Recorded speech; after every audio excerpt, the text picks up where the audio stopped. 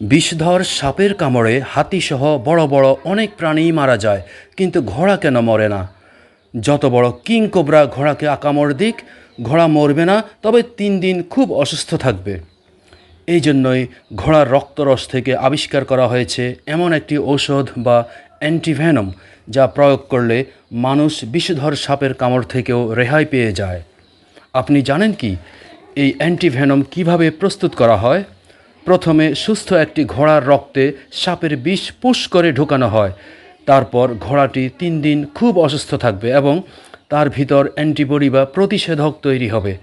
তখন ঘোড়ার রক্ত বের করে রক্তকণিকা আলাদা করে পরে রক্তরস থেকে অ্যান্টিভেনম ইঞ্জেকশন তৈরি করা হয়। অবশ্য পরে ঘোড়াটি সুস্থ হয়ে যায়। ভিউয়ার্স, তাহলে বুঝুন অ্যান্টিভেনম কত ইম্পর্ট্যান্ট একটি ড্রাগ এবং ঘোড়াগুলো কত গুরুত্বপূর্ণ প্রাণী। তাই ঘোড়া সংরক্ষণ খুবই জরুরি। আসুন ঘোড়াদের যত্ন আত্তি করি এবং জীবন রক্ষাকারী ঔষধ প্রস্তুতে কর্তৃপক্ষকে সহযোগিতা করি। ধন্যবাদ।